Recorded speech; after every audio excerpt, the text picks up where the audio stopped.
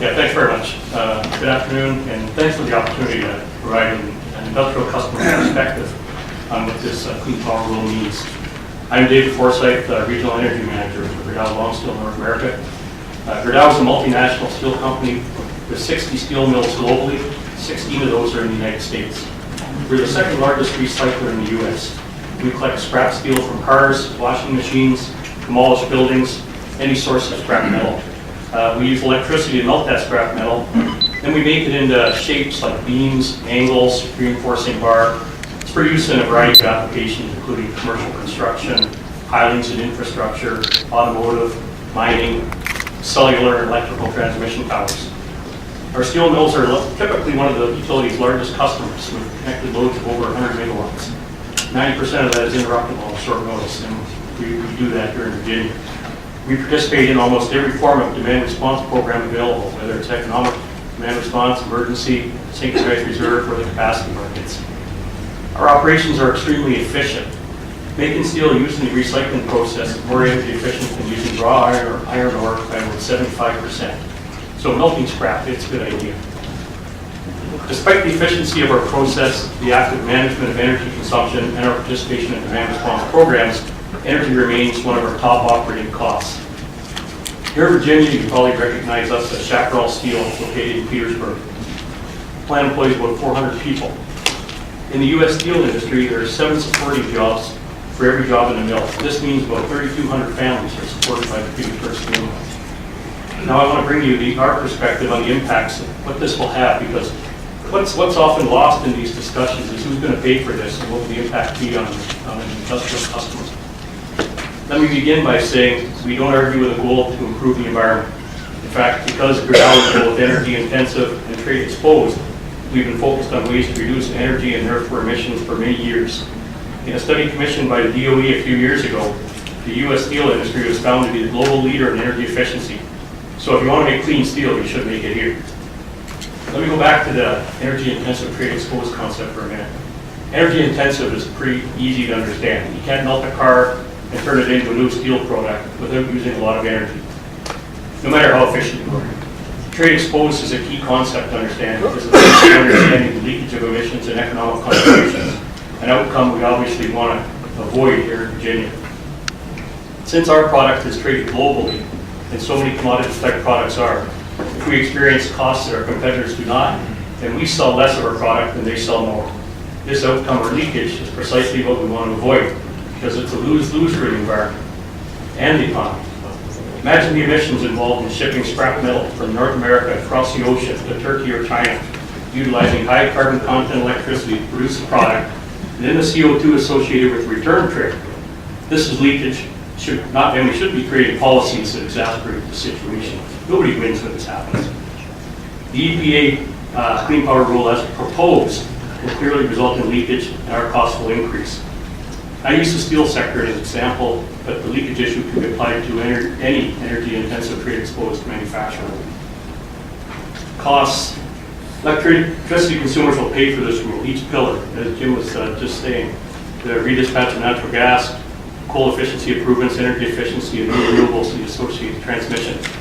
Now, we just heard some numbers, how much our costs are going to go up, and 20 to 30% we're going to see electricity increases. And we have a huge natural gas component in our plants also. We're going to see maybe a 30% increase in natural gas costs. And like we heard from Dominion, that doesn't even address the associated stranded costs of these retired facilities, or the coal that's going to be retired. The EPA fails to give adequate consideration to the cost and timing of these infrastructure changes that will be needed to accommodate the increase in the natural gas combined cycle capacity and the additional renewable generation. The natural gas pipelines that we heard, they rely on real-time delivery of natural gas through the pipelines. So current users are going to see their costs go up as more and more natural gas gets consumed.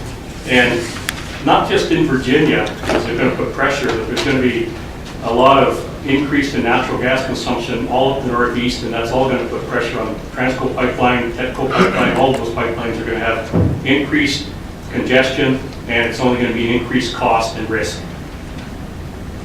Actually, right now, Columbia Gas Virginia has their customers under balancing service restrictions as we speak, so even in this cold weather. To this note, and due to the complexities of planning, costs, and reliability issues, the SCC must maintain a strong presence during development and implementation of the state implementation plan. SCC staff stated in their comments to the EPA, this was what they filed with the EPA a while back, that the proposed regulation established goals for Virginia that are based on unprecedented and unsupportable legal interpretation that the best system of emissions reduction for existing sources can include homeowners or other retail customers that don't generate any power or produce any emissions. Virginia House also wrote a letter to the President in January 2004 urging the government that any new proposal should reflect emission standards that are currently achievable by best-in-class generation technologies. We agree with these two statements and not the path the EPA has taken.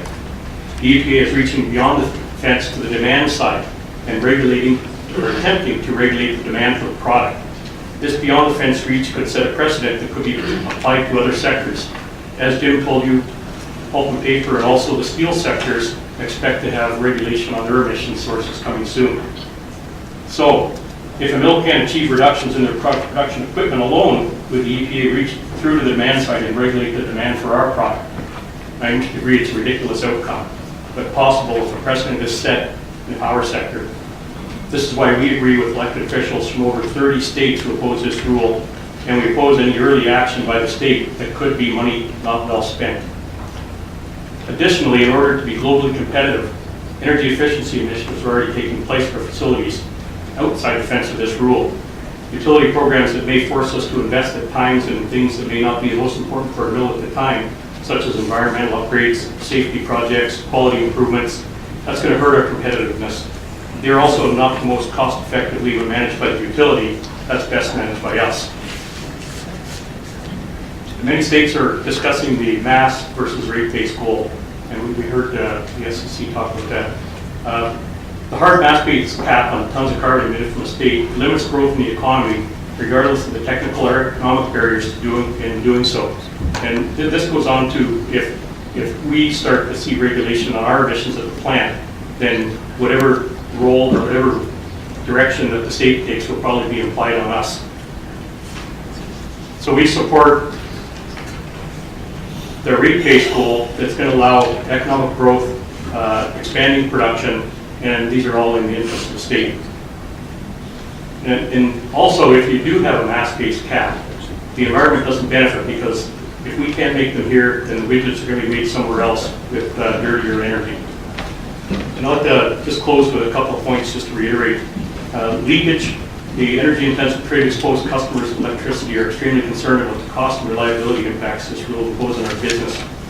If policy is implemented as is without holding our offshore competition to some standards, there will be a lose-lose for the environment and the economy. Reliability and cost, the SCC oversight must be retained during the development of the SIP and preserved during the implementation process. Legally, Clean Power Rule is a myriad of legal issues. Our position is the EPA's proposal is not legal, and the state should oppose it on a legal basis. The rule is still only a proposal. The General Assembly should not put the cart before the horse and act prematurely with legislation based on a proposal. And lastly, rate-based caps allow the state to grow their economy. We support this. Thank you, Dave. Are there questions? Thank you for coming down. I do appreciate it. Thanks so much.